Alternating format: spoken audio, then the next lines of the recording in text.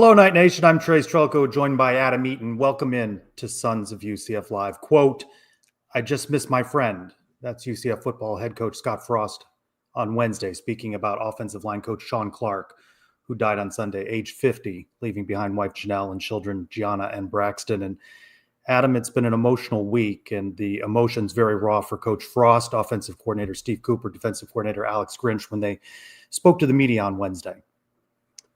Yeah, Trace, I knew we were talking about this, all week, and we don't have the words to say. Unfortunately, life gets in the way of football sometimes, as the way it should be. And, it's just a situation where your heart goes out to Coach Clark's family and his friends, his App State family, which was just on social media this week, really sharing some memories of him. And you just hope for peace for his family, peace for his friends. I wish any one of us had the words to say that would make it all better, but that just doesn't exist. And so I think we're a spot now where players, coaches just have to find ways to grieve in the way that they want to, right? I think grief is such an individual thing, and players and coaches are going to experience that all differently. I think the silver lining, perhaps, if you really want to see one, is that it seems like a tight-knit team, a tight-knit coaching staff, and you have each other to lean on to support each other. But still, your heart just breaks for Coach Clark's family, his friends, all those in the coaching community. Trace, you were talking a lot this week about the legacy you leave behind really kind of says a lot about who you are. And man, I don't know about you, but my social media feed was just flooded with people just talking about their memories of Coach Clark, their interactions with him, coaches who maybe coached against him or rivals with him, and just the kind words to be said. I think you said it best. May we all have a legacy and a memory that Coach Clark has built. Because of his passing on Sunday night, Monday and Tuesday's pressers postponed to Wednesday out of conflict. Couldn't make that. And our Jan Perez was there to cover the story of the UCF family in mourning, and he has our one big thing. One big thing. The UCF family is mourning the sudden passing of offensive line coach Shawn Clark, who died on Sunday at the age of 50. Head coach Scott Frost says his faith is what he leans on to push through. Yeah, I think, for those of us with faith, that's what we have to lean on. And we're not without hope because of that, and comfort because of that. Shawn had faith, and so our faith means that we know he's in a great place. I think it puts football in perspective. UCF will honor the late offensive line coach with a helmet decal this season. The Knights return to the field Saturday on the road in Manhattan, Kansas. Thanks, Jan, for pinch hitting there and covering the pressers on Wednesday. And I had opportunity to listen back to the full, about 45 minutes between the three coaches. It was emotional, and I get emotional about those sorts of things. It would have been tough for me to sit and listen to Coach Frost. You see him fighting back tears there. Yeah, again, for us, this is a game, right, where we enjoy our Saturdays and we enjoy watching our teams play. But these guys are together day in and day out, probably with their football family, sometimes more than their actual family. And so the bond, the brotherhood that's built and formed is great. And so again, it's just one of those moments where you wish you had the words to say to somebody to make this feel better, make it all feel okay.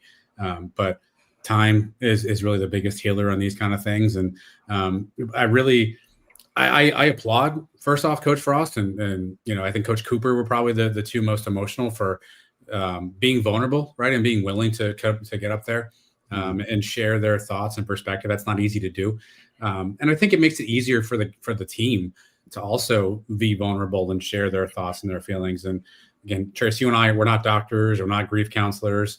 And I don't pretend to be, but you just hope that, people are getting, whatever opportunity that they need.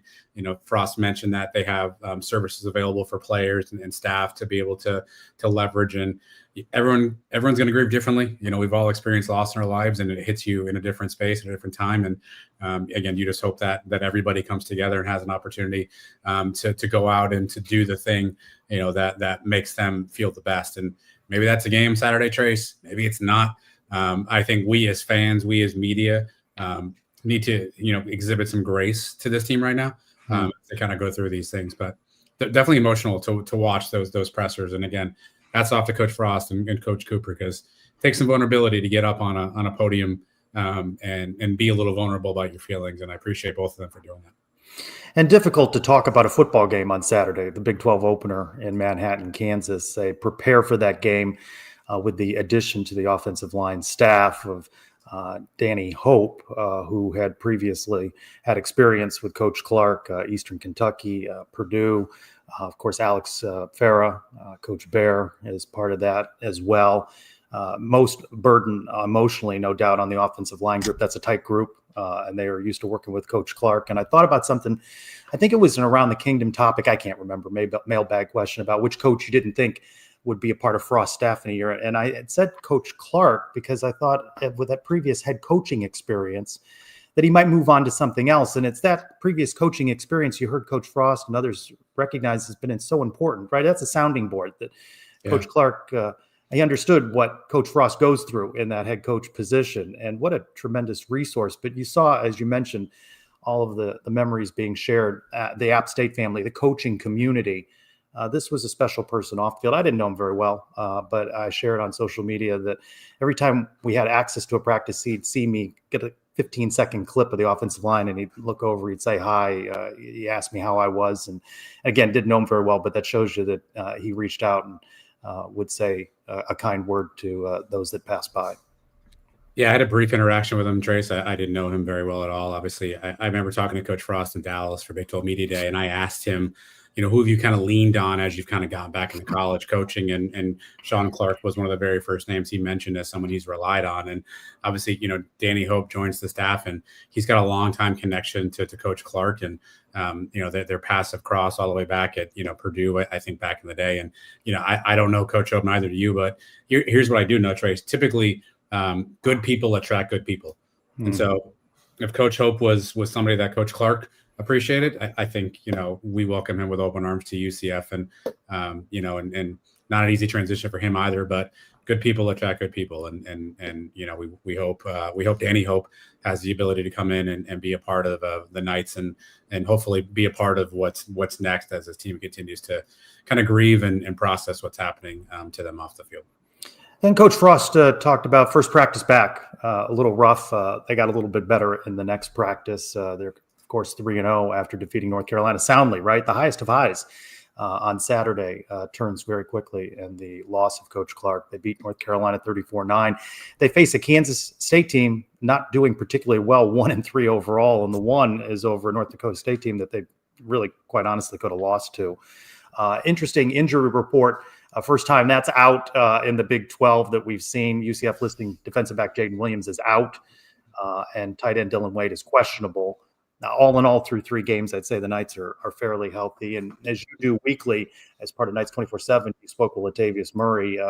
They're at some point, maybe it's this weekend, they're going to have to rely on that run game. And those offensive linemen, a little maligned for their play in the run game, are going to be needed more than ever on Saturday to control that line of scrimmage against Kansas State. Yeah, I had a chance to talk to Tay this morning. Again, you can find that all on Knights247.com. And I was curious kind of his perspective offensively and what he saw on Saturday, and really kind of the way that, Coach Frost and that staff spread the ball around. I thought he gave a really interesting answer and an interesting analogy about what he thinks about. So let's take a look at this clip from Tay. Yeah, and during my time with the Buffalo Bills in 23, Joe Brady took over as OC, and he's been there since. And I know that following year, Josh's MVP year, last year, call it, he had an everybody eats mentality, and it really showed because they lost Gabe, who was, the number 2 receiver in Buffalo, and they had lost Stephon Diggs, who was the number 1, obviously. So when you lose your 1 and your 2 receiver, everyone's looking at you like, what are you going to do, right? Like, who are you going to throw the ball to? But Joe just really, took that everybody eats mentality on, and they spread the ball around, and Josh was as good as he's ever been, winning the MVP. And so it reminds me a lot of that from Coach Frost on how he's utilizing every receiver, the running backs, of course. You're going to get Miles one day, you're going to get Jaden. And so, DJ Blake, all these, you're using all these mixture of, athletes at your disposal. And it keeps the defense on their toes, and it's really hard to defend. So I think we'll continue to see that because it's very effective and it's hard to defend.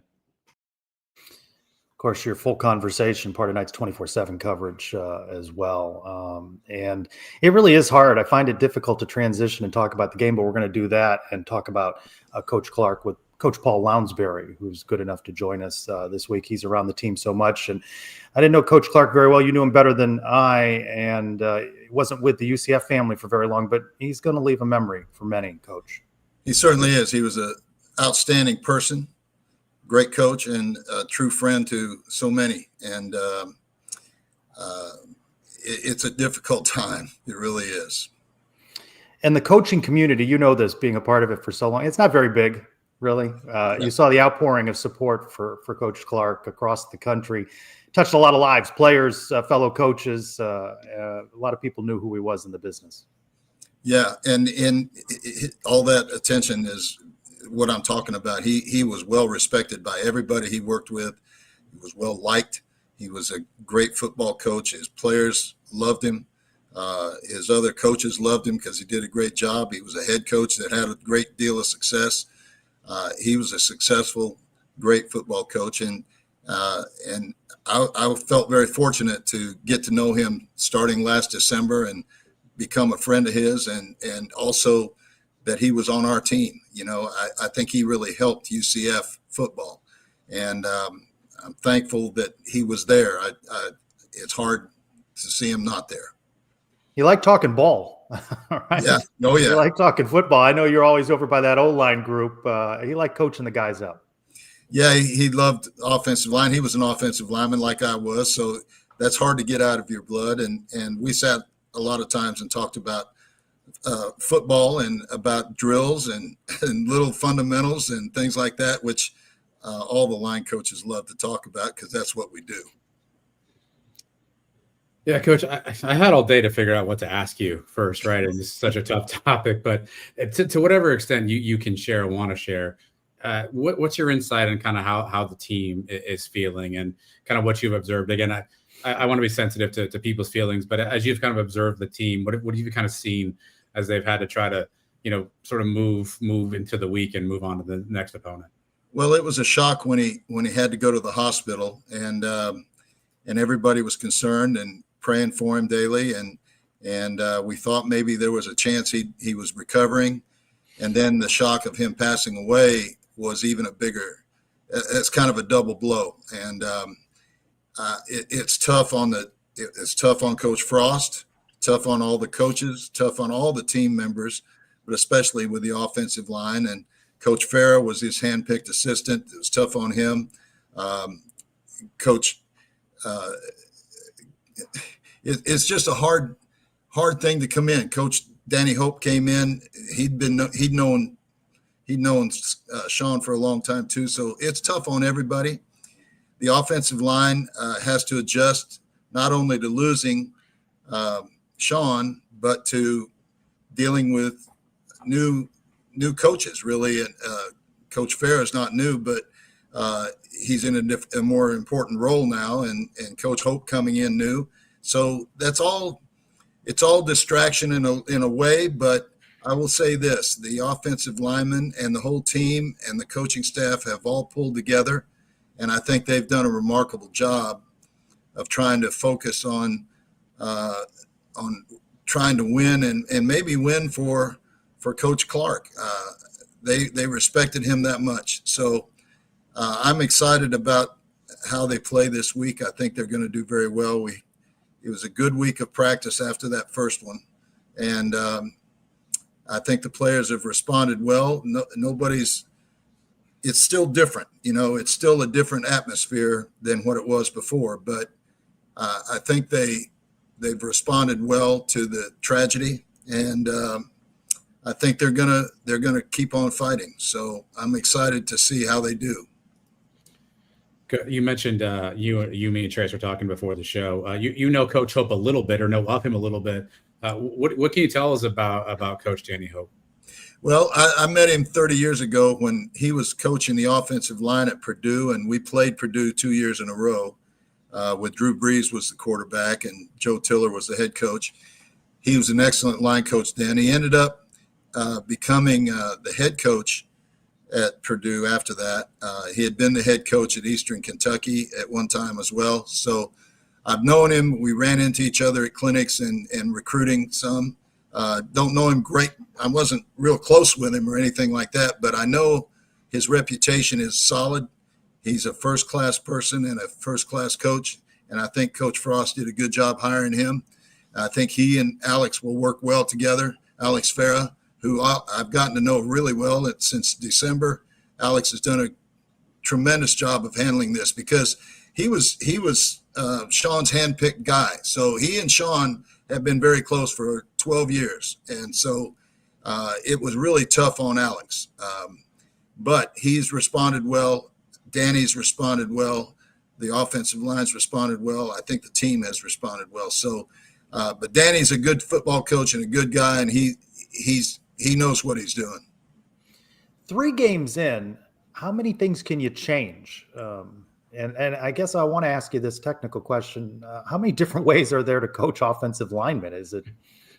Well, the good thing is both of these have connections with Shawn. So I think the way that Shawn was coaching him will be continued for the most part. There's always different personalities coach differently. So, there's always a little change that has to happen when something like this happens. But I think the basic fundamentals are still the same.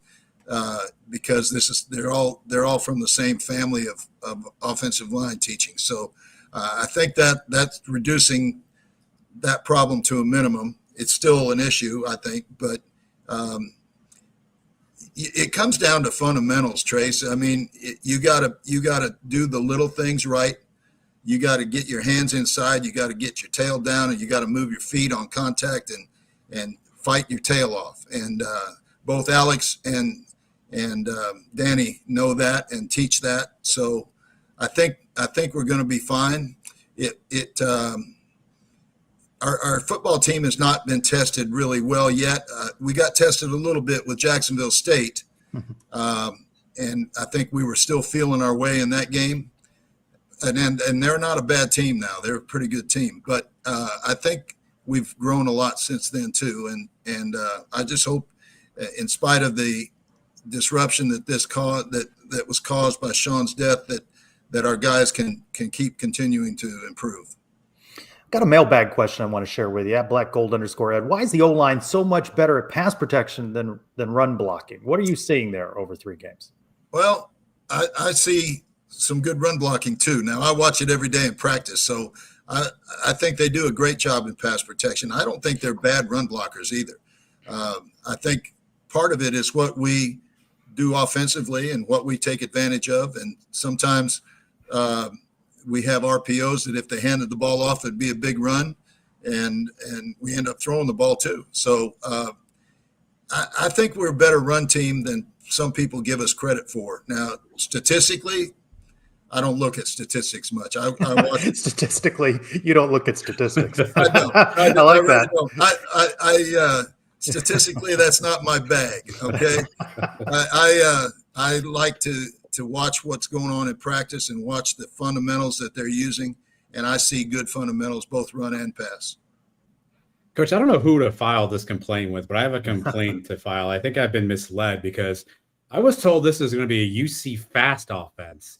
And yet I saw drives of 18 and 14 and 13 plays on Saturday. What did you make of kind of the way the offense was kind of moving the ball down the field? I didn't see much fast. I think, to quote my friend Dolly Drama, I saw UCF efficient. I don't think I saw UCF fast. That doesn't roll off the tongue. It doesn't really roll. You can file that complaint with me, and I'll put it where I put all the complaints. But I love it because you demoralize a team when you go 18 plays and score a touchdown. You demoralize that defense, and you wear them out at the same time. And believe me, we have the ability to go very fast if we decide to, if that's an advantage for us. But it also is an advantage to our defense when we have those long drives, because it's keeping the ball away from the opponent. So just football 101, I think if you can be efficient and not beat yourself and keep those long drives, I think it's a plus for everybody. But you do have to score at the end of those drives. And so as long as we can do that, I'm happy with it. I think we do have the ability to break it. You saw that with Jaden and also Ja'Cory Brown. You can see some big play potential with those guys too. So we can have the big play, but it doesn't always have to be hyper speed. And there's a time when it's smart not to be hyper speed. So I think Coach Frost is going to use it to whatever advantage it might get us, whether we go hyper or not. But we can go fast. We can go very fast if Coach, we decide to. I know you're not in the offensive meetings, but it struck me. Obviously, Coach Frost spent a year with the LA Rams and Shawn Bay. That struck me like a very NFL centric kind of style play calling on Saturday. Are you seeing kind of that influence maybe in Yes. Scott's year plus with the LA Rams? Yeah, I think he's grown a lot. It's a lot less about, like you said, about speed. It's more about efficiency, and efficiency is what will win you the games. Again, I think it's a very positive influence that he's had while he was in the NFL. Alex Grinch's defense is creating some turnovers and had a pretty dominating performance in that win over North Carolina. They sure did. They've been playing very well. The defensive line has been exceptional, I think. And I love the way those guys fly around. Coach Grinch and all those guys on that staff have done a remarkable job. I think the when you have, like I said before, when you have 18 play drives for touchdowns, it helps the defense too. Defense, though, in some regards, right, especially last week, not been challenged much deep yet, right? So we don't know maybe what we got. There's a lot of reasons for that. They were challenged a couple times, and we had great coverage. We got a couple of coverage sacks. If you watch the film, I think if you watch it very closely, I think we have been challenged, and we've answered that challenge in the defensive backfield. Now, are we going to be challenged a lot more? Certainly, especially if we get leads like we've been able to get the last two games. But we'll have to see what Kansas State can do. I'm not sure how good they are. They have a reputation for being very physical. I saw them play Iowa State. That was a heck of a ball game. They were very physical in that game. So it's just going to have to be it's a Big 12 football game. Anybody can win, and it's going to be physical. Yeah, you just hit on that there. How is conference play different? Knights are 3-0 in the non-conference portion of the schedule. They got to go on the road. They lost last time in Manhattan. That is not a tough place to play. I'm not sure what it's like at 11 a.m. local time. It was difficult at night. It's a tough place to play. They have a lot of pride, and I'll tell you, at 1-3, they're a little bit desperate. They're going to be fighting for their lives, so they're going to give us their best shot, and we have to be ready. And it's big boy football throughout the rest of the 9 games that we have left are all conference games, and this conference is a physical, hard-nosed conference, and anybody can win any week in this conference. So if we are able to put things together, not turn the ball over, and continue to play well up front, both sides of the ball, I think we have a chance to beat Kansas State and anybody else that we play. They're coming off a bye week, right? This is their last stand at 1-3. If they're going to have any chance in the Big 12, like I say, they're desperate a little bit, I think, and that's like a wounded animal. You have to be careful. But I think we're good enough if we play very well that we'll win the game. I think we have enough talent that maybe we're more talented than them. I don't know for sure because you don't know until you get out there. But we certainly match up, I think, well, and we just have to go out and play well. Not an easy thing to always do, and circumstances change during the game. Sometimes you get a break, sometimes you don't. But we can't give them anything. We have to take what we can and not give them anything. So turnovers will be crucial. Coach, thanks for sharing some memories of Coach Clark and being with us to talk through this week. He's a good friend, and I'm just praying for his family and his wife, and he was a really good friend. Yeah, well said. Coach Paul Lounsbury, thanks for being with us again this week on Sons of UCF Live. Thanks, Trace. Thanks, Adam. You guys take care. All Thanks, right. Coach. Thank you, Coach. He knew him better than we, right? He's right alongside him, passionate about his football, but Coach Clark also passionate about his family and life. And gone too soon, Adam. 50 years old. That one's hit me this week. That's just too young. Yeah, I mean, obviously, two kids, boy and a girl. I mean, I can relate obviously to that from my own personal experience, and I just appreciate Coach Lounsbury too. I mean, you and I talked a little bit this week about did we want to call him? We knew he was going through some stuff as well too, but we appreciate him sharing his perspective and his thoughts and memories on Coach Clark. And not an easy time. I don't know how to make this easier for anybody. And in some ways, it just helps being around people. And so that's kind of what we're going to do tonight. We're going to keep doing the show the way we normally would, and we'll talk some K-State. We'll do some mailbag stuff and all that. But definitely appreciate Coach for sharing his memories, his thoughts. Again, I don't know any other way to segue to what he said, which is just it's really tough. And but unfortunately, we move on. Yeah. Well, I mentioned it, right? It's a different animal when conference play begins. It begins in earnest for UCF Saturday in Manhattan, Kansas, as well the rest of the Big 12. Let's go to Jeff Allen with our Big 12 Minute. We get deeper into conference play as 7 of the 8 games on the slate are conference matchups. Action kicks off Friday night with 2 games. Number 24 TCU is at Arizona State at 9 o'clock on Fox. In the lone non-conference contest, Houston visits Oregon State at 10:30 on ESPN. On Saturday, our boys from Central hit the road for the first time this season. As the Knights head to Kansas State, it's a noon kickoff on FS1. Also at noon, Kansas hosts Cincinnati on TNT. West Virginia entertains Utah, 3:30 on Fox. Also at 3:30, Baylor travels to Oklahoma State as the Cowboys play their first game since the Mike Gundy firing. That will be on ESPN2. Number 14, Iowa State welcomes Arizona, 7 o'clock on ESPN. And on Big 12 After Dark, it's number 25, BYU against Colorado, 10:15 on ESPN. Number 12, Texas Tech is the lone team on a bye this week. With your Big 12 Minute, I'm Jeff Allen.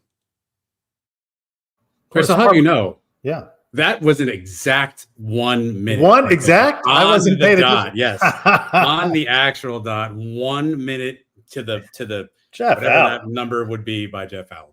Consummate professional. Rose Pro. Jeff Allen. It was Farmageddon in week 0. It was a Big 12 matchup, right? Iowa State, Kansas State. Seems like a long time ago as we're a month into this season. It really does. Yeah. I mean, it does feel like, for UCF, obviously, only playing 3 games so far, and some teams have played. This will be the 5th game for Kansas State. It's weird the way the season's come together. But I mean, I said this to Brian Peterson this week. If we had told you all, August 27th, the day before the first game, that we'd be 3-0 at this point, I think we all would have signed up for it, right? Yeah. Even if after this next game, if I said we'd be 3-1, I think we all would have signed up for that too, right? So the Knights have done a good job of taking care of business. You can talk about the opponents and how good or not good they were. But again, wins aren't easy in college football. Turn on your TV every Saturday and you'll find that. And this Knights team's found a way to do so each and every week. Will it happen again this week? We don't know. But certainly anything can happen in the Big 12. Not that we're not busy enough, but 365 Sports, we're doing a weekly video segment. I'm actually enjoying that. I think they do a nice job with that publication. They've got little stories and clips from all the Big 12. In one touch, you get all of it. Yeah, it's awesome. 365sports.video. Again, all 16 teams are represented. Articles, videos. And it's timely. So it's what's going on in those programs right here, right now. Again, Trace, you and I are fortunate enough to be able to represent UCF in that setting. And so each week we have an article, we have a small video, a different video, by the way, something we don't publish anywhere else. So the only place you can see Trace and I babbling on for 10 minutes is on 365sports.video. So subscribe right to your email. You want to know what's going on in Kansas State? Click the article. You go to Kansas State Update. You're looking ahead to Kansas. You have a Kansas article there as well, too. So 365sports.video is where you can get that newsletter. And your support's helpful. I mean, let 365 Sports know that UCF is a team you want to see covered. And I'm sure the guys there will cover it. So your support is greatly appreciated. That's the shortest amount of babbling we do every week. I think I just did 10 minutes right there alone. So, yeah, you're probably not wrong. Well, we talked about Kansas State coming off a bye, right? And 1-3. This could be their last stand. Let's hear from Kansas State head coach Chris Klieman on his team.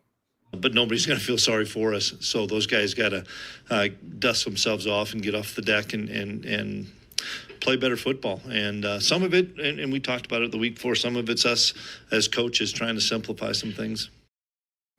Well, let's dig into that a little bit more with our next guest, Scott McFarland, part of the Bosco's Boys. That's part of the 1012 Network. Welcome back into Sons of UCF Live. Hey, I'm pumped to be here. Sadly, a little earlier in the year, I think the last time I came on, I had some Christmas decorations on in the background. I was putting it on my head, which led to, I believe I talked to them. I think your listeners and live show participants donated over $300 to Great Plains SPCA because I was being a little funny, and there were some folks saying, hey, put that on your head, we'll donate to something. So I think it was over $300 the last time I came on. I think we were talking about K-State basketball at that point. I was not very optimistic about the team. They turned around and got a win in that game.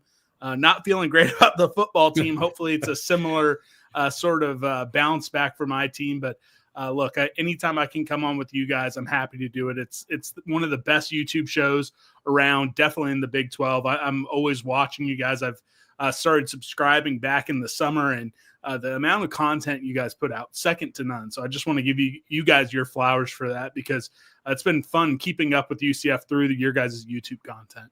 Well, we appreciate that. That is a great way for a guest to start off. My favorite guest so far. Yeah, that's tremendous, Scott. We were just talking about Farmageddon seeming like a long time ago, and right, you guys were very enthusiastic about this season. That game did not go well. 1-3.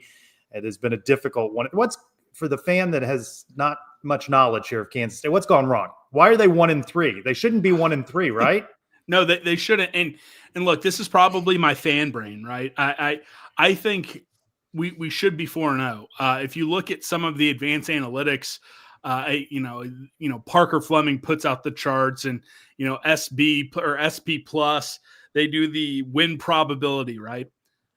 Every single game K-State has played in, they should have won according to win probability. If you play this game out with these stats and these drive charts, K-State should have won. All that being said, we are not a good team, right? Like, if you could have somehow scraped away to be 3-1 or 4-0, I'd be saying, we don't look great. Eventually, hopefully it clicks and we start looking better, but at least you're 4-1. Well, you can't say that. We should be 0-4. I mean, you could just as easily as I could craft a scenario where we're 4-0, we could also be 0-4. We're not a good team. We haven't been disciplined. After that Iowa State game, it just seemed like a team that, lost the joy, right? You play that game over in Ireland. I was over there, had a blast. I would tell Gene Taylor to sign up for the game again so I could go over. Probably not a great choice, right? Seeing how the season's gone. But after they got home, they just looked like they were sleepwalking through that North Dakota game. And you say to yourself, okay, short week, North Dakota, they're an okay FCS team. Didn't put up a fight, couldn't get off the field versus Army. You got completely outclassed by an Arizona team that maybe I'm being too dismissive of, but I don't think they're that great. So I'm just sitting here at 1-3 thinking, all right, are we going to figure it out? Can we bounce back this week? There's nothing they've shown me that says yes. But my stupid fan brain is kind of convincing myself, well, hey, you win that, Baylor's not looking that great, and maybe you go to Waco, and then you got TCU for homecoming. What happens if you get to 4-3? But in reality, I think Saturday's the last stand. If you can't find a win there, I think you're looking at, the curse of Dublin, just like Florida State last year. You're looking at 1-11, maybe 2-10. It's going to get very bad. Wow. You a Guinness guy? So I like all beer. Going over there, I had a lot of Guinness. They also had Hop House 14 lager or 15 lager. It's a lager that Guinness did. I enjoyed that. I had some Smithwick. So I was enjoying a lot of great beer over there. Not as great as Manhattan Brewing Company beer, pumpkin batch brewed with I real can vouch pumpkin for that. pies. I went there the last time. That is a solid stop. Just saying, they're a sponsor of mine. If any of your listeners are going, I saw a bunch before the UCF game a couple years ago. If any of them are going, it's an 11 a.m. game. They are opening up at 10 a.m., but probably the Friday night before. And then if you guys are celebrating a win, do it at Manhattan Brewing Company. They'll have games on, great beer. So go check them out if you're in Manhattan. And if you're not celebrating a win, also a good place to go. Yes. If my folks are celebrating, also go there. But it's a great spot, great staff. Eventually, I've been throwing around some ideas. We will eventually see a Bosco's Boys collaboration beer. Probably not this fall, definitely not this fall, but maybe the next fall. Eventually, we're going to come to Orlando. So maybe next basketball season it'll be on tap. But I think the next football game will be in Orlando, so it might be a while. Working on that with you on the flight. Yeah, I'll bring it here. This is what I'll do. If we can get it, if we can make it happen, I will find a way to sneak a couple 4-packs past TSA and hand deliver it to you in Orlando. Okay. Love it. Let me ask you about this 11 a.m. start. UCF played an 11 a.m. game against Navy. Not a good choice. Got run over. What do you expect the atmosphere to be? What do you expect the team to be?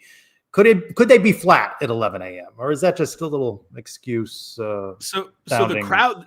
So this was our first sellout of the year. So it was the first game that sold out. It sold out, I think, maybe before the calendar even flipped to August. So you're going to see an official announcement of like 53,000, right? There will not be 53,000 in that stadium. The student section, even before that Army game, right? It was completely full at capacity 45 minutes before kickoff. It will not be full capacity. Will they be any of them be at Manhattan Brewing, perhaps? I mean, look, maybe the student, Manhattan Brewing Company, they have great specials. I don't know how many students are going there. They're probably liking a less delicious product that's maybe like 25 cents out in the parking lot.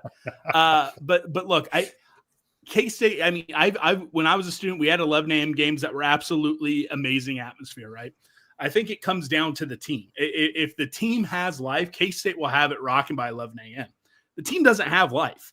If you watch the entire Chris Kleiman press conference, if you listen back to the player stuff from Tuesday, if you listen to the coordinators from earlier today, they talked about how during the bye week, they had to drill into them to have energy, to have juice, to have emotion, all this type of stuff. That's not stuff you should be having to drill into college football players. This is the greatest sport in the world. And one of the biggest complaints from the fans is they have no emotion. They just look like they're going through the motions. The coaches are calling it out. They're saying, hey, that was our biggest point of emphasis during the bye week. If that's your biggest point of emphasis at 1-3, you're having to coach these players to be excited, to bring the juice. You get 12 games a year. And that's the problem. Look, I'm in a low place. Since we've had this podcast, and even in my life, right? This is the lowest I've ever been on K-State football.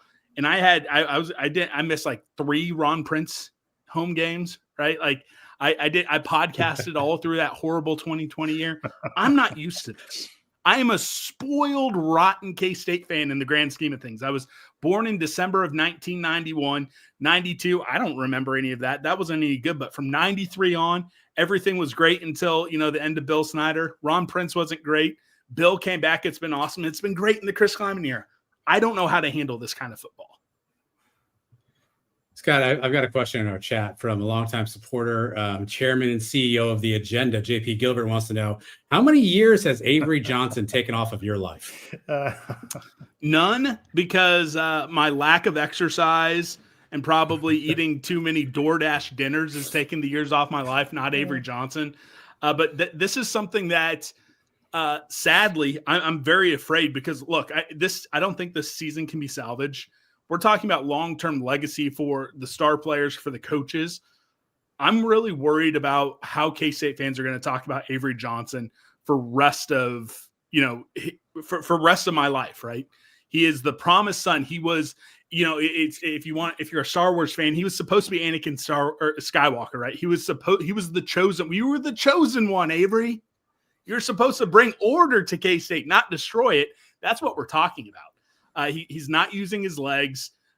He's been throwing the ball all right. His wide receivers aren't bailing him out, but he was supposed to be the guy who gets us back to Arlington. He was supposed to be the hometown kid who wins a Big 12 title.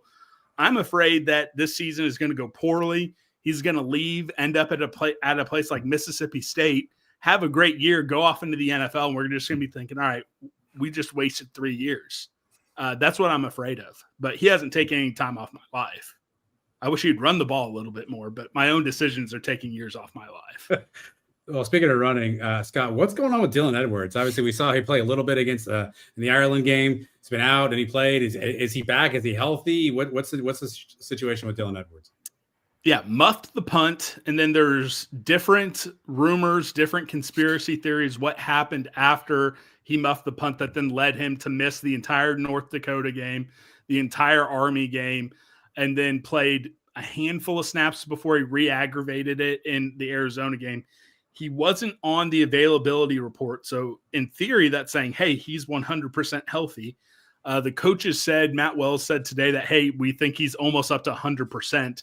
So if you take everything at face value, hopefully we see him play, 20 plays, 30 plays. I don't think he's going to be a guy I don't think he's going to have 20 touches. If I could get 12 touches from him and then he gets out of there relatively healthy, makes a little bit of an impact, awesome. But he's no DJ Giddens. So, that's what sucks. He's no DJ Giddens. What is the injury, Scott? Do you know? Well, there's conspiracy theories that surround it, right? And since he's back, I don't feel bad about saying, because he's back, right? So the official word was, okay, he had a high ankle sprain that happened on that first punt that he muffed versus Iowa State, right? Up until the Arizona game, that was his only play on the season, a muffed punt. He came out, he didn't come back in. The official line was high ankle sprain. The conspiracy theory is that he kicked the bench when he came off and fractured his foot. So that's the conspiracy theory. So it's a foot injury regardless, but the conspiracy theory is he kicked the bench, hurt his foot, and then he missed the next handful of games. Any video evidence of this? Any photographic proof? No. Again, I think when you come into the season having expectations that you're going to go to Arlington, when the look ahead lines had you favored in all 12 games, when all the statistical models said, hey, the toughest game is going to be at Utah and you have a 54% chance. When you start 1-3, everyone's going to be looking for conspiracy theories. Everyone's going to be looking for reasons why it went pear-shaped, when in reality, this is what happens when at K-State you don't have 35 walk-ons from every corner of the state who is proving, Rudy to be, an imbecile, how hard they're going in practice and pushing these guys. When you don't have these guys on special teams and you have a special teams turnover in all 4 games, a different player has turned the ball over on special teams all 4 plays. And then, in a game of momentum, when you lose all the momentum in week 0, I think this is just what happens when you have guys who are getting paid to play and they're not doing it for the love of the game. And I hate to sound, that I'm 20, 30 years older than I actually am, but it can go pear-shaped really fast in this age in college football. You mentioned Army earlier. Who voluntarily schedules Army, by the way? Well, so and here's the thing, right? So everyone says that in all off season. Again, I look really dumb for a lot of the things I said in the off season. I don't even get to act like I know what I'm talking about with Sam Levitt looking bad without Cam Scadaboo, right? I don't get to, look smart because I was so wrong about K-State. But all offseason I said, hey, look, Army hasn't beat a Power 5 team since they beat Missouri, who ended up with a losing record in a bowl game like 7-8 years ago, right? So they are a team that they're frustrating to play, but you shouldn't have lost that game. And look, they lost to North Texas. They lost to Tarleton State. And again, I can't be throwing rocks from a glass house. We should have lost to North Dakota. We lost to that Army team. Army's down 21-0 versus ECU. Army sucks. That should have been a game that we killed them. But here's the problem. They got one big play the entire game, right? One big play. But every play they ran, they fell forward for another 1.5 yards. And when you're doing that versus Army, they're going to go for it on 4th down because it's going to be 4th and half an inch every time. So again, that is not a game any Big 12 team should have lost. It is not a game that any team that had any sort of ambition for competing for their conference should have lost. So yes, while we get to make fun of like, why would you do that? And Chris Common gets to say playing triple options tough, all this type of stuff. No one in the Big 12 should have lost that game, let alone a team that had the ambition K-State did. How's Chris Kleiman coming out of a bye? Not good. I love you. You just stay on. You stay with us. Look, he's not good. He split the games last year. I believe coming out of a bye, we smoked Oklahoma State, I think. And then the other one was one of his worst losses up until this year was losing on the road at Houston.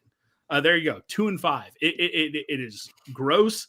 that has been one of those things where if you go back and look at them, some of them are, okay, you're playing a tough team. Like there's some ranked Oklahoma States in there. I think there might be a Texas in there. So it's not, it's a little misleading up until last year when you lose that game versus Houston. And that's been something that some of his detractors have hung on his head. And sadly, you know, we have you guys, and then I think we have KU coming off of a bye, and then I think it is at Oklahoma State after a bye. So it's like, man, if we're going 0-for-3 in that one, if this season really goes upside down after those bye weeks, it's going to get real ugly for Chris. UCF's known for having its space game. Saturday in Manhattan, it's Ag Day. We don't have Ag Day. What's Ag Day? Will there be tractors? So they'll have stuff in Bramlage Coliseum. There might be some tractors out there, but it is just kind of a celebration of the ag industry in K-State, or in the state of Kansas. K-State was the first land grant institution in the nation. So it is something that there's a lot of interweaving stuff, but there's not going to be a special helmet. You know, there's not going to be a Case IH tractor leading them out onto the field or anything like that. But it is just some special recognition. There'll be some different groups that get to go down on the field and you know, go up on the big screen, but it's nothing like the space game. Prediction. What do you got? Look, no part of I don't like giving different predictions, right? So I on my show on the preview episode, I think I like prefaced it by saying, look, there's nothing that I've seen from K-State to make me think that they're going to win another game this year, but it is now or never, right? And I was like, at the time when I recorded it, it was a 6.5 point spread for K-State. So I was like, all right, maybe Vegas knows something. So I said 34-27 on my show. I'll say that now. I don't believe it. I'll tell you this right now. I don't believe that, but I'm not going to give out multiple predictions. So I'll say 35-27 K-State. Like I said, I don't believe it in my heart of hearts. If K-State wins it, awesome. But I don't truly expect it. But I'll just say that and hope I'm right. Bosco's Boys, part of the 1012 network, earning your trust every show. Tell us a little bit more about your show before we let you go. If you want to bring me on. Oh yeah, no. So even despite this, I almost stopped it, right? So I declared back in June that I was going to go 5 episodes a week all the way through the end of the year. The previous year, we started that in July. I love talking about K-State sports. On Friday's episode, you'll hear anyone who wants to listen, my interview with Jason Mansfield, the volleyball coach. But we'll be going, hopefully, 5 episodes all the way through the balance of the year if I don't quit, because this football team is going to test it. We're over 1,000 episodes. We've been doing it since 2018. It used to be me and my cousin Grant. He did something selfish. He got married and had a kid and didn't have enough time. I know. I have a very spoiled dog, and luckily I wake up at 4:30 every morning because I'm a psychopath. And we do most of our, walks and activities and all sort of stuff like that in the morning. So I leave my evenings for podcasting. So I just love talking about K-State sports. I love talking about the Big 12. Spent some time on my show this week talking about the Oklahoma State opening because, hey, that could lead, K-State's favorite son, Colin Klein, taking a job at Oklahoma State, giving K-State fans flashbacks to when Brad Underwood took that job, kind of ending any sort of pipe dream that he'd ever come home. So I talk a little bit about the Big 12. I talk, a lot of K-State, all the K-State sports, football, basketball, women's basketball, volleyball, soccer, baseball. So that's what I'm bringing to the table, a podcast addiction. I see a Where question should there. I eat? Okay. Close to Aggieville. Okay, Aggieville, you're going to see a lot of drunk students. But if you're near Aggieville, the spot for you is if you like burgers, So Long Saloon. And then if you like Mexican food, Taco Lucha. They're right next to each other. Yeah, they're right next to each other. They're owned by the same folks. They have a raspberry black bean and cheese dip. Seems weird. Absolutely delicious. Make sure you get at least 4 Manhattan Brewing Company beers somewhere around town or at the brewery, because I am about to plug something that isn't Manhattan Brewing. But if you go to either one of those places, get a Nancy. So it is pineapple juice the and Nancy, a I've cheap had that. domestic light beer. It Yeah. used to be Milwaukee's best, and they used to throw, when I was in school, a customer appreciation because it was one of their biggest accounts in the country, because that's what they used to make their Nancy's. I don't think they do that anymore. I think it might be Bud Light now. But yeah, if you're near Aggieville, those are your two spots: So Long and Taco Lucha. Scott McFarland, Bosco's Boys, part of the 1012 Network. Thanks for spending some time with us. Anytime you guys need me, I'm here for you. Thanks, Scott. Thanks, Scott. Adam, what do you think? 5 shows a week. No, thank you. No. I mean, we actually almost do. We produce a 5 lot of week. content, but 5 shows a week. No, listen. Oh my goodness. No, listen, that's a lot. Godspeed to Scott. No wonder he has Manhattan Brewing Company on deck, because 5 shows a week would be a lot. Although we do like 5 shows a week, don't we? Yeah, including Pegasus Podcast and Around the We did Kingdom those? and a little mashup that you have here.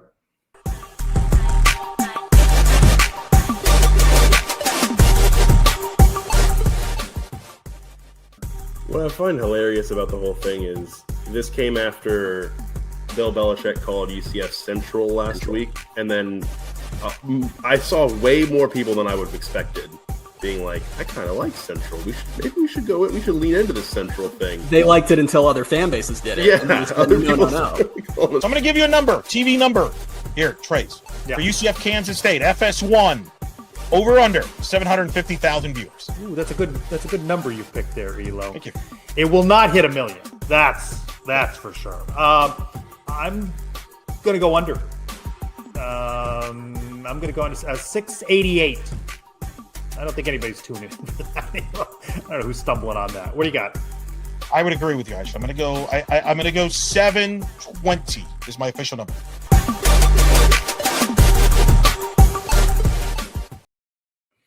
At time of a show, still no announcement of that North Carolina UCF rating. They're still tabulating the results. They're still finding people that were watching it on their DVR. Hanging Chads, all kinds of problems with the numbers on that particular program. Let me go around the kingdom at other UCF sports. Women's soccer 0-0-1 following a 0-0 draw versus West Virginia last week. At Arizona this Thursday, late one, and then at number 17 Arizona State Sunday. Men's soccer 0-1 in the Sun Belt. They lost 3-2 at number 22 Kentucky. They host number 10 West Virginia on Sunday at 7. Volleyball, they get their first Big 12 win, 3-0 sweep of Cincinnati. 800th win in the Division I era. They're on to Colorado next week, next Thursday at 9. Men's basketball Big 12 schedule released, Adam. Kansas at UCF on Saturday, January 3. And you ever heard of this team, Cincinnati? Mustafa Cham, and maybe a former assistant coach at UCF on Sunday, January 11th. Those are some of the highlights there. It's going to be exciting. I don't know who any of the players are just yet. Basketball Media Day coming soon. It is that time again. Time for a little mailbag. So it's a mailbag. So what? So what? Do you know whose mailbag that is? It's that time again. Time to open the Brian W. Peterson Sons of UCF mailbag. Hi, fellas. I love that part. At UCF, much like Stella with her groove or Austin Powers with his mojo, has Scott Frost regained his coaching confidence? Interesting, right? 3-0, he never loses. He never loses. Never loses.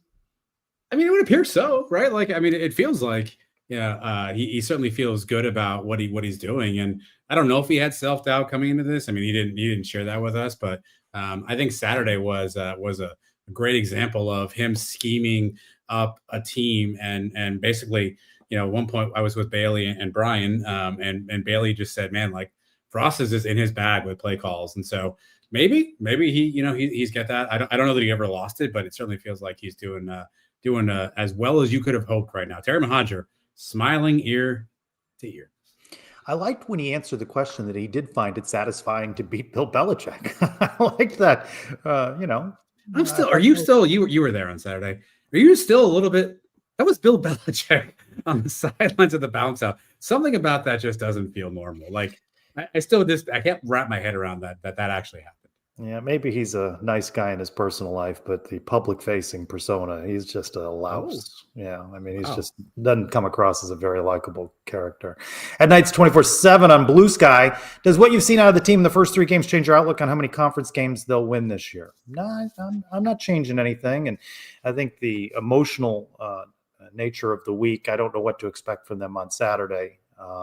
So I think it's a difficult place to play. I'm not going to be surprised by the outcome. And I had this as a loss. And, if asked again next week and they win this game, I'm going to start to think more positively about the season. But I'm 6-6 still. Yeah, I think, like I said this last week, I think there's 2 games on the schedule that I feel like UCF may have some challenges. Texas Tech and BYU. Those are the 2 games that I look at and go, okay. Everything else I do think is a coin flip game. I don't know that I thought that going in to the season, but having seen UCF play, having seen the rest of the teams on the schedule play, I do feel like every game after that's a coin flip game. But it's the Big 12. Anything can happen, right? The ball's oblong for a reason. It bounces a different direction. So I don't know if it changes my prediction, but I do feel like outside of those 2 games where I think we have to play really, really well, I think to win those 2. The rest, I think they're kind of coin flips.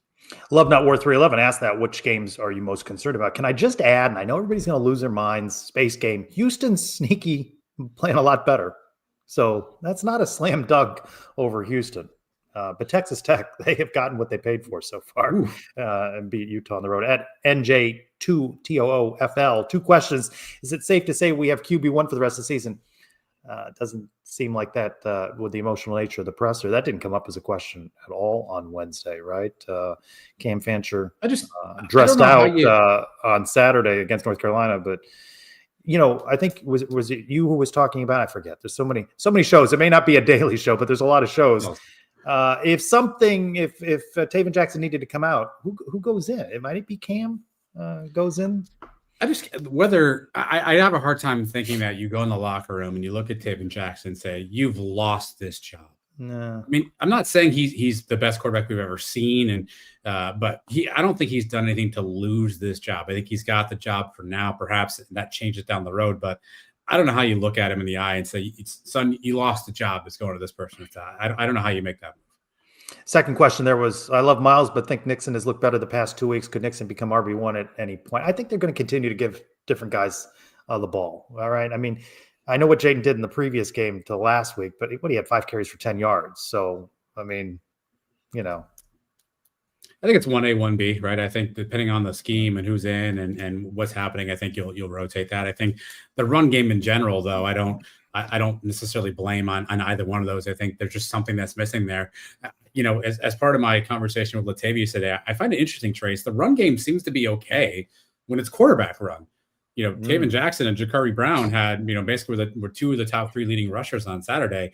And so what's different when the quarterback is running versus versus Miles or Jaden? I think that's something obviously for coaches to figure out, but the run game seems to be okay for the quarterback. So perhaps at some point we'll see one of those 2 guys kind of emerge and pop a big run. But I don't know that I blame all of this on either one of those 2 players individually.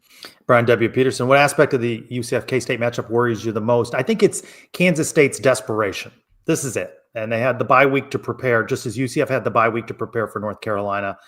This is it. Their last stand. And we'll see if they rise to the occasion.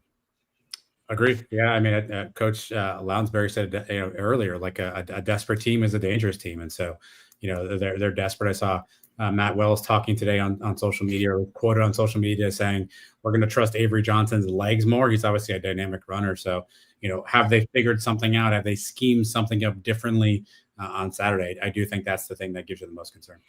Can you continue to create turnovers? Can you punch them in the nose first, get out ahead of them, and make them doubt themselves, right? So I think that'd be important to watch. 2 letters, 2 words. Robert, will this team clean up its penchant for penalties, or is that just who they are? Too soon, but they can't have on a road game in the Big 12 those self-inflicted wounds, turning the ball over, which I give Taven Jackson and the team credit for. They didn't do that against North Carolina, but you can't make those sorts of mistakes. I thought we saw some improvement from them against North Carolina. The jumping off sides on defense is a little bit strange. That happened like 2 or 3 times against North Carolina. That feels like a correctable one, like a discipline penalty. Again, if you're gonna get called for PI, it's a close call. You're gonna get called for a hold or something, like it's in the heat of battle. I get that, but you've got to stop the offsides. There was one I think that gave Carolina a first down or made it closer for first down. I think those are ones that, if you're not careful, can come back to hurt you. At Lonely B, UCF, Frost hasn't gone for 2 yet. Decided to run out the clock instead of running up the score against North Carolina. Did Frost go woke? It's interesting that it's a different Scott Frost offense. He said that it would be interesting. It's interesting he hasn't gone for 2. That was kind of his shtick first time around. So maybe we keep missing any of those field goals. Maybe he'll do that again. But I think at some point you'll get the fun. Again, I think it's a more disciplined Scott Frost too. I think you saw that level of discipline on Saturday, where very methodical with the play calls, was comfortable in second and 5s and 3rd and 3s and making the right play calls. 4 for 4 on 4th down.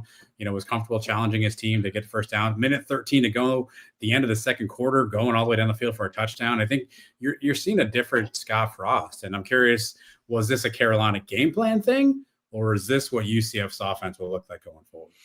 Hey, UCF Knights win. The beloved 4th game on the schedule. You think any starters on the team are going to go all Xavier Townsend on us after the K-State game? I am prepared that no matter the outcome of these games, that there will be players that don't see that they're getting playing time, don't have a future. That may be a mutual conversation too. That turnover of the roster, despite there being 60-some up players, is not over yet. There are still some players that will move on to some other places. They're choosing or UCF. So I don't know after this game, but it's coming. The question was starters. I would hope no starters are thinking about that, right? Because they're clearly getting playing time. But to your point, a 3rd string or a 4th string guy maybe deciding that they want to get in the portal and preserve to go play someplace else. I don't think that can shock you. I would be a little surprised if one of the starting 22, I guess 24 if you had the kicker and punter, or 25 and the long snapper. I guess if any of the starting 25 opt out, that would be a bit of a surprise to me. Our buddy Nelson texted me a question, and we're taking text questions now? I received a text question, and I sought assistance. The question is, why does UCF not opt for white jerseys during home games in the heat? I reached out to one Christian Simmons, noted uniform expert, who says, of course, that's an NCAA decision. UCF been on both sides, he says. 2018, they rejected Memphis's request to wear white at home. Memphis had to scramble to cancel their white out. So it works both ways. Yeah. Yeah, I think the other team has to agree to it too, right? Obviously, as Christian said. And so there's logistics and there's planning and all this other kind of stuff too. So yeah, I mean, it was hot on Saturday though, by the way. Like I may still be a little sunburned, but it was hot Saturday, for sure. At idiot_I4. Everyone talking about 4-0 this, 4-0 that. I've got the real questions out here. Is it pronounced UC Fast or UCF Fast? I go UC Fast. Best question of the season so far, because I've often wondered this as well, because in theory, it's UC, and what do you do with the fast part, right? Is UCF Fast or is it UC Fat? It's a great question. I don't know. I don't like UC Fast though, because UC is like Colorado or something, right? Like we're not UC, so it's got to be UCF Fast, but there's 2 F's there. They call it what do they call it? The UC Fastcast or the UCF Fastcast? What's the Miles podcast? I don't know. Yeah, that's a good one. The one I liked is always the reference to the MAC conference. There's a lot of that, right? The C in MAC. It's gone. There's a ATM machine, right? There's a lot of that stuff, right? Everyone always kind of does that kind of thing. Yeah, it's a great question. I wish. Can you text somebody that answer? Because I don't know. Idiot_I4. Great question. Well, you have a Rolodex, I'm sure, that has many people. There's a throwback word. You know, when they're talking the demographics of this show, the use of the word Rolodex may help us feel a little older. Good point. All right, that is the mailbag, and it is your turn to put me on. I don't know if I have any questions in this. No questions? All right, that's been this week's What's in the Box. I have an early morning flight to head to Kansas City, so I could go right now, Adam. What is this? Spicy. Is this an Alumni Hall sponsor? It is an Alumni Hall sponsored segment, 4100 North Alpha Trail or alumnihall.com/UCF. Trace, who is one athlete that if you ever met them, you would not shake their hand? That jerk quarterback from South Florida, Matt Grothe. I ain't got no use for that guy. No use for that guy. I mean, we could be at the same charity event and he could be on my side, but nah, No. I'm glad you're there and doing the right thing, but I've got no use for you. I don't like that guy then, now, ever. Nope. Wow. Nope. That guy, no. I was not expecting this level of... No, I would not shake his hand. I would talk about his mugshot. Wow. All right. Yeah, I don't That's like a great guy. answer. Yeah, I don't like that. Is a great answer. By the way, I was not prepared. I don't have athlete. You know who came to mind? You know who I say this all the time as the most punchable space in sports is Nick Sirianni, Eagles coach. Nick Sirianni walked up to me. I would not shake that man's hand. Most punchable face in sports. Rory Sabatini is an odd one, Matt Dolan. I think I need more details on Rory Sabatini. By the way, Ryder Cup tomorrow, 7 a.m. You watching? My flight leaves at 7 a.m. Can I ask this? I'm sorry. No, you got your. Do you know what the Ryder Cup is? That's golf. Like what is it? A lot of things are golf. What does it mean? What do you mean? What does it mean? It's sponsored by the Ryder Truck people. I don't know what it means. It's a golf tournament. I don't know. Oh, God. What's different? It's not the skins game, right? It's not that. Not the skins. Is that still? No. They still do that one? I don't think so. I don't think they do skins game anymore. Every 2 years, a crop of American golfers play a crop of European golfers for the Ryder Cup. So it's basically U.S. versus Europe, and they alternate home countries every year. So this year, in the Grand USA, Bethpage Black, course number 2, 7 a.m. tomorrow. Ryder Cup currently held by Europe. We need to get it back, Trace. We need to win the cup. What channel is it on? I'll just watch that on the plane. Tomorrow it's on the USA Network. Oddly enough, in the morning. The airplane may not have that channel. I don't know. I'm not. You're a guy that's got Peacock, right? Not on the airplane. No, I'm not going figuring all that out with the internet. I'm going to sleep from 7 to 9. 7 to 9. All right. Yeah, I don't know what that is. Safe travels to everybody. Dolly, Dolly's heading up to Manhattan. Dolly is heading out there. Yeah. I got to hit Manhattan Brewing. That was a good place. Takalucha, that also a good. What'd you get? At the Manhattan Brewing, IPA of some kind. I don't remember the name of it, but it was quality. You know what was nice too? Those Kansas State fans are super nice. Some of them bought a round of beer for us, so that was cool. So if you see Trace Trelko out in the streets, around the Manhattan Brewing Company or in the local area there, stop by and give him an IPA. Yeah. Pegasus Podcast, guys, we'll have a post-game show immediately following the game. And, of course, you'll be back Suns Today with Brian W. Peterson and a whole round of shows as we work to make this a 24/7 network with shows on every hour. No. God, I'm tired. Yeah. Thank you, everybody. Safe travels to everybody to Manhattan. For Adam Eaton, I'm Trace Trelko. Go Knights. Charge on. Colin Fox, tight end. Thank you guys for watching Sons of UCF. I like him. Nice kid. Good player. Good player. I like him.